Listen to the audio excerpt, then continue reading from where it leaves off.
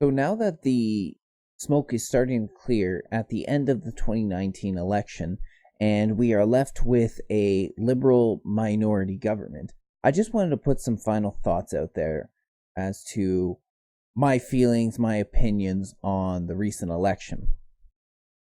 First and foremost, I don't know what else Justin Trudeau and the Liberals can do in order to wake Canada up to the type of government that they are.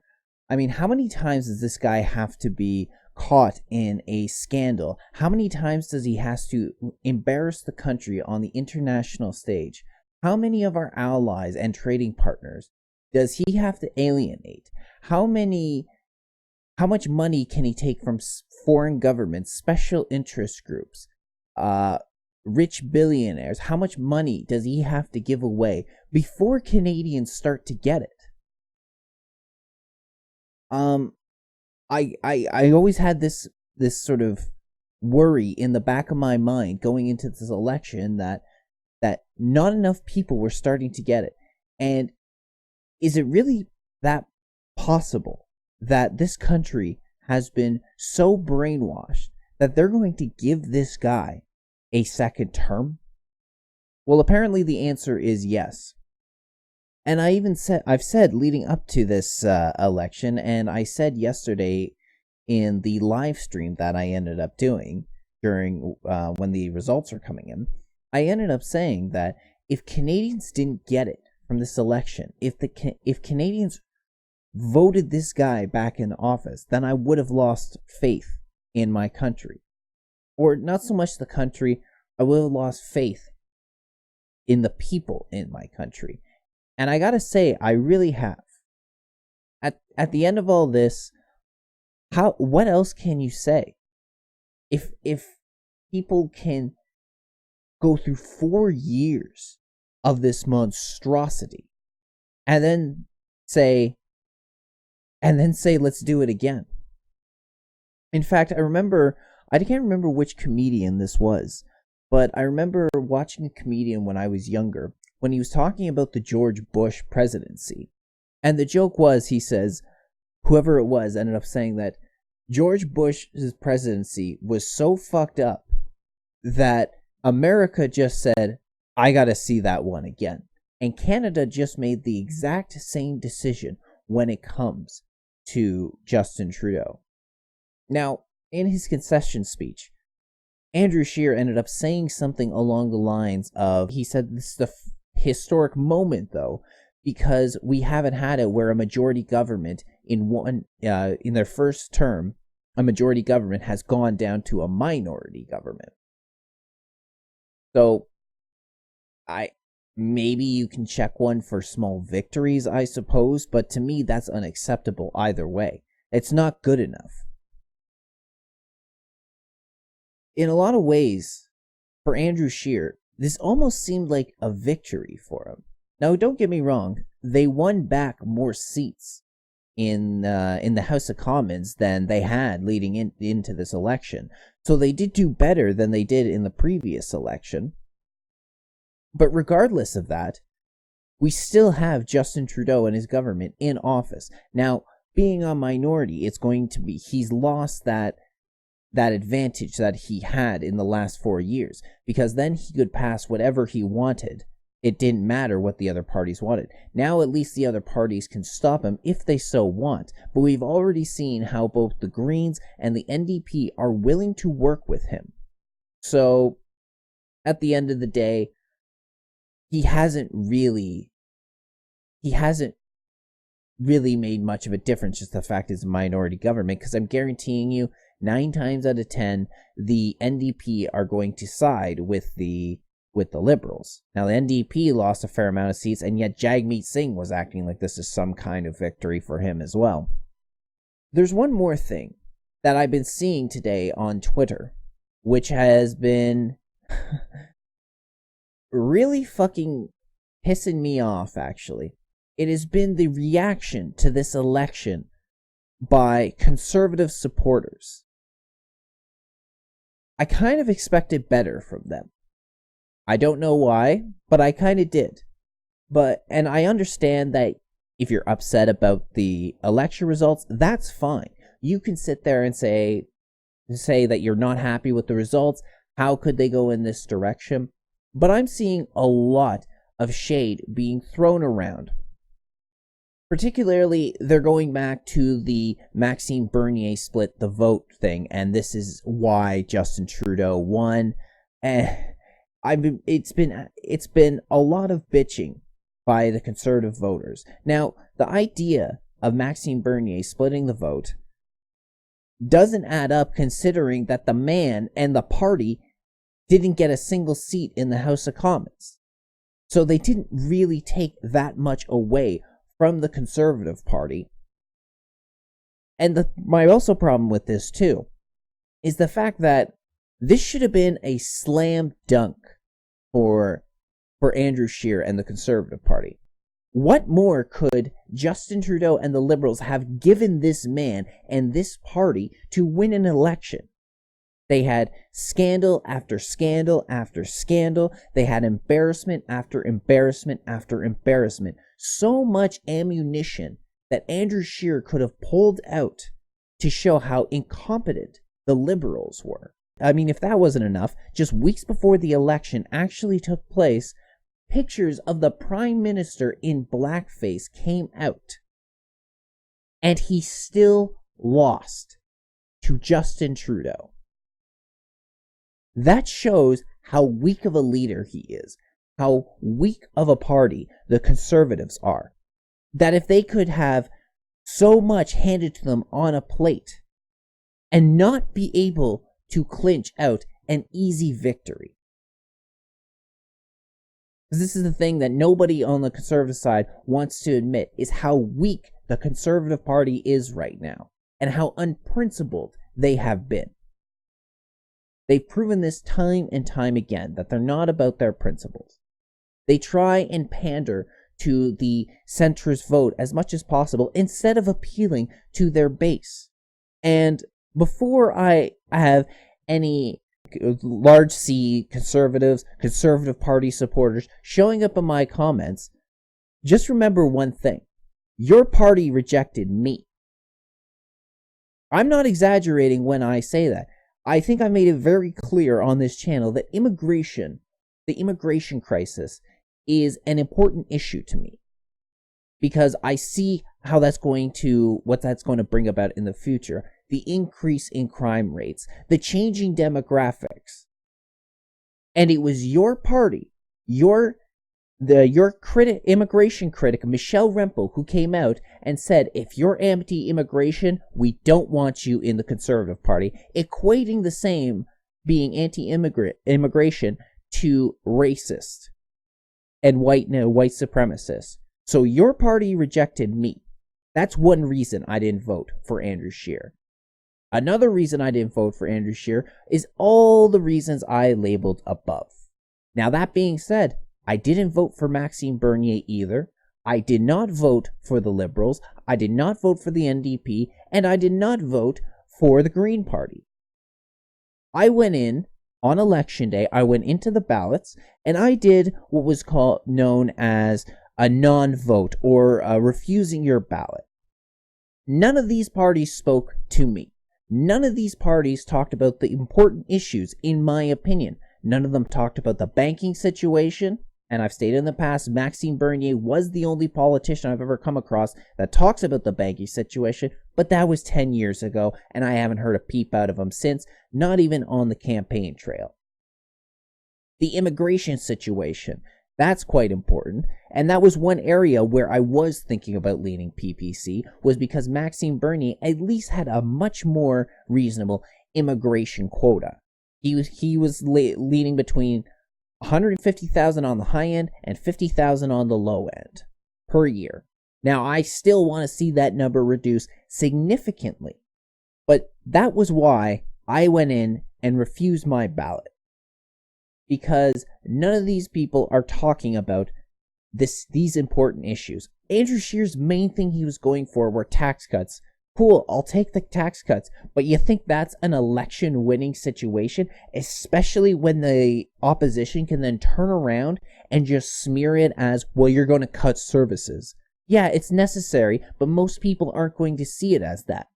And one reason that immigration is so important, an issue, is the changing in demographics. And I'm not even talking just specifically about racial demographics, although that is one of the problems that we're having, but political demographics.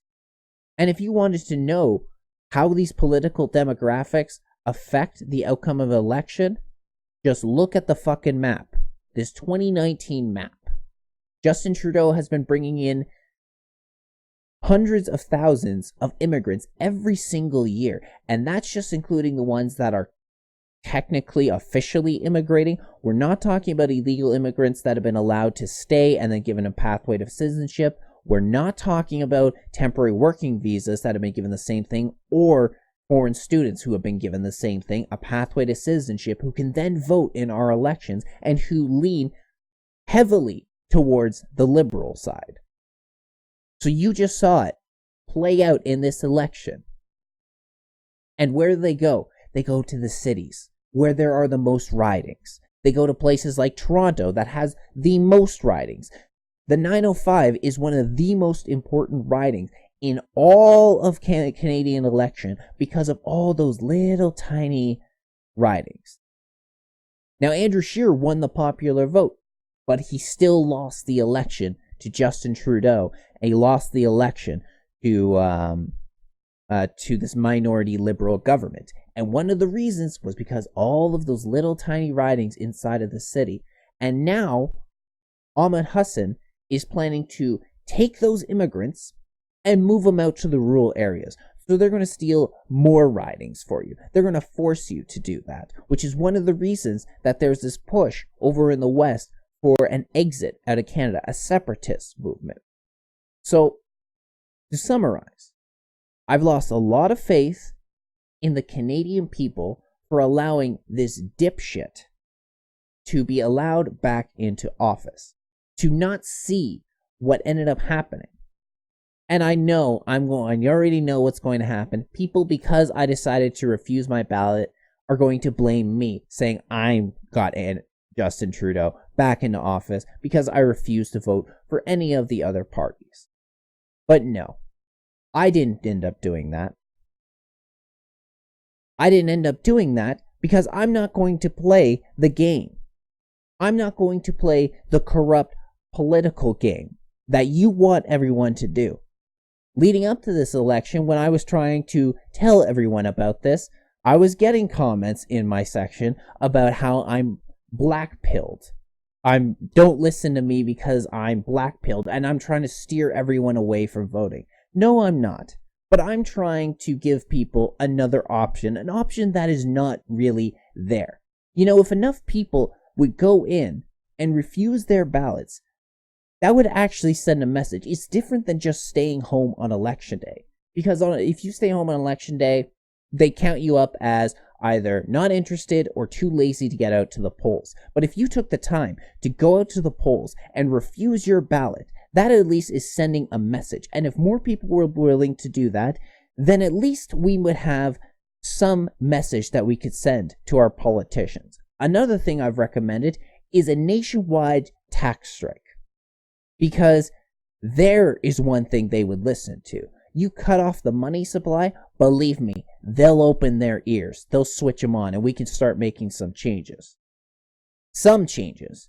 Because we're still subservient to the international banking cartels that are out there. Canada absolutely has its own deep state, even though everyone wants to talk about the deep state in America, the military-industrial complex. Well, Canada's deep state is still made up of bankers, it's made up of corrupt politicians, it's made up of unions, and many more. The media plays a big role in it as well. So we gotta hear. But maybe if Canadians paid a little closer attention to what was going on at home, rather than worrying about the boogeyman US president, who was going to have little to no effect on our lives, except for in a few situations. Maybe if they actually started worrying about what was going on at home, we wouldn't be in this situation.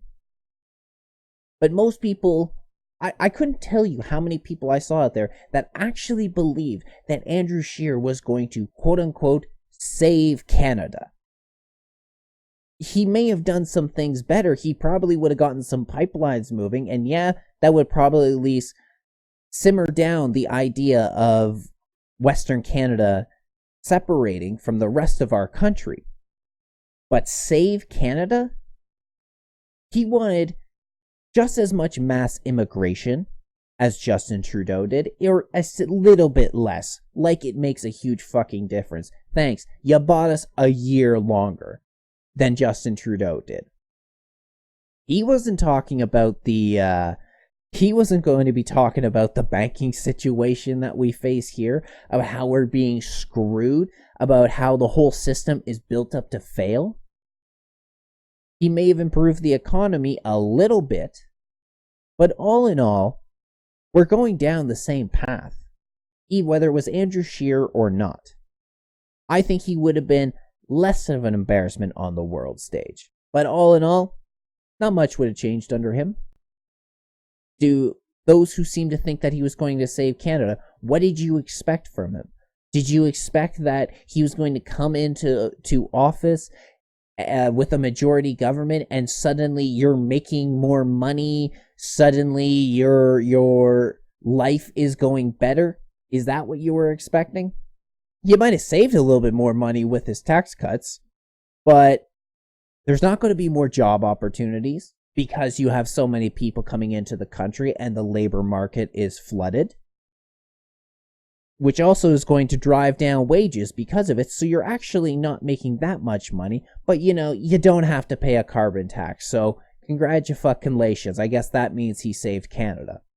When I was willing to see politicians leading up to not just the election itself, but leading up to it, politicians that I used to like that changed their stance, that changed their principled stances whenever it benefited them.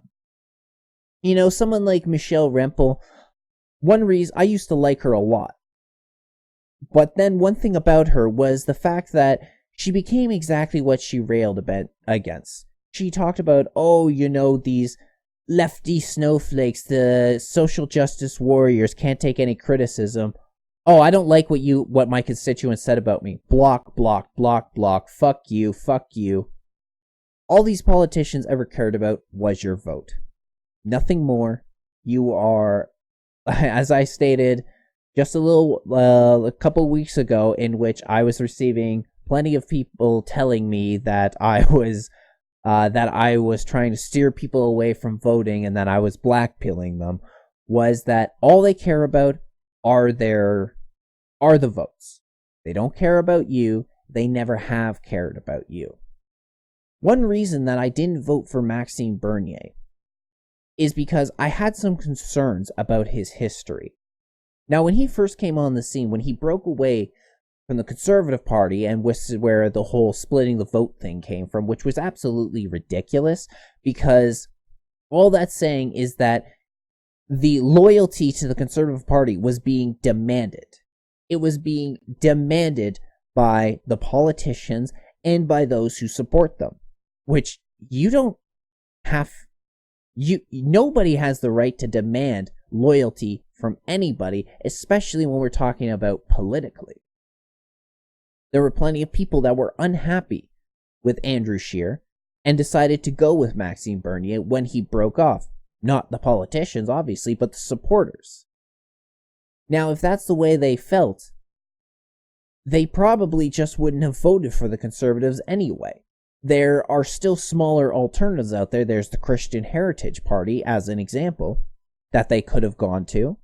The reason I didn't vote for the PPC was because I had concerns about Maxime Bernier's history, the work he had done with the UN, the fact that he had worked for the powerful Desmarais family. Things such as this, and I wasn't sure if he was controlled opposition or not. With some of this shady history, and it's possible that he had changed his direction his feelings on a lot of the work that he had done in the past, such as working for the Desmarais family or the UN, helping bring in UN Agenda 2030, which he now rails against, was because I couldn't in good conscience vote for a man who was involved with the exact type of people that are trying to destroy this country. Now, I think now that he's out of office, this will actually be a good time to be able to tell whether his intentions were legitimate or not. Because if he continues to speak out, then I think his intentions were legitimate. He had a change of heart. He didn't want to work for the UN, support the UN, or any of these powerful elites anymore. And if he doesn't, if he goes quietly into the night, then the whole point of it was just exactly what the conservative supporters have been saying, that he was there for himself. He was there because he wanted to be in charge. If anyone on here who's watching this, who subscribes to me, thinks that I was towing the party lines, maybe at one point you could have been right for that. Early on when I started doing this a couple years ago, you could have been right that I was towing some party lines. But especially after this election, but even leading up to it, maybe the last year or so, this is not about towing party lines.